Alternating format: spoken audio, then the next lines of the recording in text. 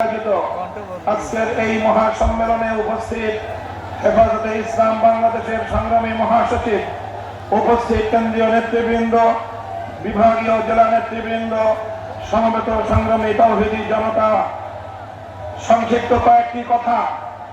প্রথম কথা হলো এই, হেফাজতে ইসলাম বাংলাদেশ সম্প্রীতি চায়, শান্তি চায়। যারা বিগত সময়ে আওয়ামী লীগের পোশাক পরে আওয়ামী লীগের কর্মী হয়ে রাতের বেলায় কালনাগিনী হয়ে সংখ্যালঘুদেরকে ছোবল মেরেছিল, দিনের বেলায় ওঝা হয়ে থাকতে এসেছিল, 5ই আগস্টের পর আওয়ামী লীগের সেই সংখ্যালঘু নির্যাতনের নাটক বন্ধ হয়ে গিয়েছে। এজন্য হেফাজতে ইসলাম বাংলাদেশ ঐতিহাসিক দায়িত্ব আর কর্তব্য পালন করেছে। হেফাজতে ইসলাম বাংলাদেশ সম্প্রীতির বাংলাদেশ চায়। হেফাজতে ইসলাম সাম্প্রদায়িক সম্প্রীতি চায়, কোন দাঙ্গা হাঙ্গামা চায় না।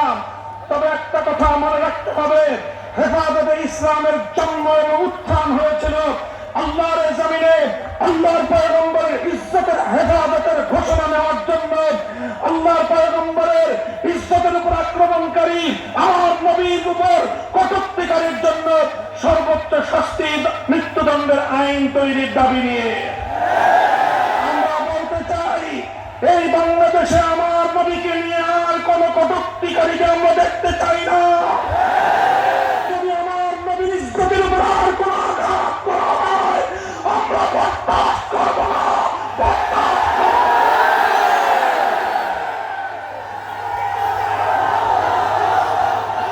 হেফাজতে ইসলাম বাংলাদেশ বাংলাদেশের সবচেয়ে বেশি মজলুম সংগঠন। বিরোধী দল হিসেবে বিএনপি নির্যাতনের শিকার হয়েছে, জামায়াতে ইসলাম বাংলাদেশ নির্যাতনের শিকার হয়েছে, হেফাজতে ইসলাম বাংলাদেশ 13 সালের গণহত্যার শিকার হয়েছে, 21 সালের গণহত্যার শিকার হয়েছে। হেফাজতে ইসলাম বাংলাদেশ 13 সালে আমার শহীদদের হত্যাকাণ্ডের বিচার চাই, 21 সালের আমার শহীদদের হত্যাকাণ্ডের বিচার চাই।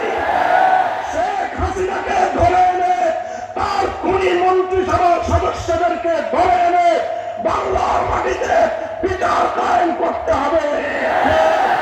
বিচার বিচার বিচার চাই, খুনিদের বিচার চাই, শহীদদের রক্ত বিধা দিতে দেব না।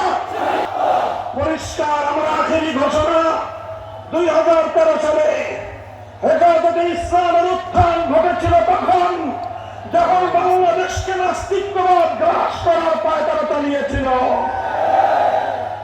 শাহবাগী চেতনার নামে আমার বাংলাদেশের নতুন প্রজন্মকে যখন নাস্তিক বানাবার ষড়যন্ত্র হয়েছিল, হেফাজত রক্ত দিয়েছে, জীবন দিয়েছে এদেশ থেকে নাস্তিকবাদকে রুখে দেওয়ার জন্য।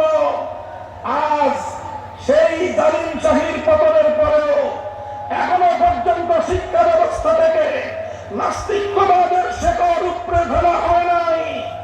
আমরা দেখছি, আমরা যৌক্তিক সময় দিতে চাই, কিন্তু অন্তর্বর্তীকালীন সরকার না তত্ত্বাবধায়ক সরকার এই বাহানা দিয়ে আমাদের এই দাবি পূরণে বেশি কাল ক্ষেপণ করা যাবে না।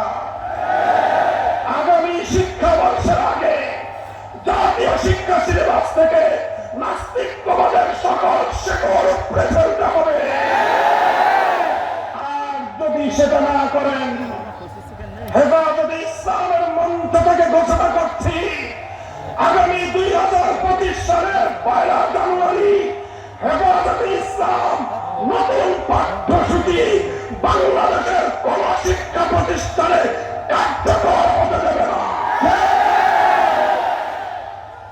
আমরা আমাদের সকল শহীদদের হত্যাকাণ্ডের বিচার চাই।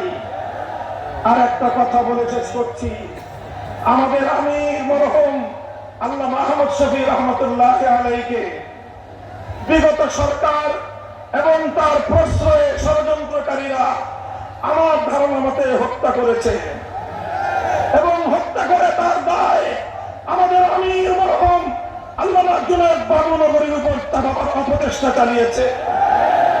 এরপরে আমাদের মরহুম মহাসচিব আল্লামা নূর হোসেন কাসেমীকে ষড়যন্ত্রমূলকভাবে তারা হত্যা করেছে। এরপরে আল্লামা জুনায়েদ বাবুনগরীকে তারা হত্যা করেছে। অন্তর্বর্তীকালীন সরকারকে বলবো, এই 3 হত্যাকাণ্ডের সুষ্ঠু তদন্তের মাধ্যমে প্রকৃত দোষীদেরকে চিহ্নিত করে বিচার করতে হবে। আমরা একটা যৌক্তিক সময় দেব, এরপরে যদি তোমরা সেটা করতে ব্যর্থ হও, তাহলে কত ধানে কত চাল হেফাজত বাংলাদেশে সেটা বুঝিয়ে দেবে ইনশাআল্লাহ। আল্লাহর এই জমিন ইসলামের জমিন, এই জমিন আল্লামা আহমদ শফির জমিন, এই জমিন আল্লামা জুনায়েদ বাবুনগরীর জমিন, এই জমিন আল্লামা মুহিবুল্লাহ বাবুনগরীর জমিন। হেফাজতে ইসলামকে মাইনাস করে বাংলাদেশ অতীতে ভালো চলে নাই, আজও ভালো চলতে পারবে না, ভবিষ্যতেও ভালো চলতে পারবে না। হেফাজতের সাথে আছেন তো? থাকবেন তো? নাম ধরাতে হলে দিবেন তো? বাপের অন্ধকারে অশ্রু ঝরাবেন তো? প্রয়োজনে আবার শাপলা চত্বরে গিয়ে বুকের রক্ত খাওয়া দেবেন ইনশাআল্লাহ। শাহাদাতের সিঁড়ি বেয়েই কালেমার ঝান্ডা বাংলাদেশে পথ করে উত্তীর্ণ হবে। সেদিনের সেই সংগ্রামী সালাম অভিবাদন জানিয়ে শেষ করলাম। ও আখির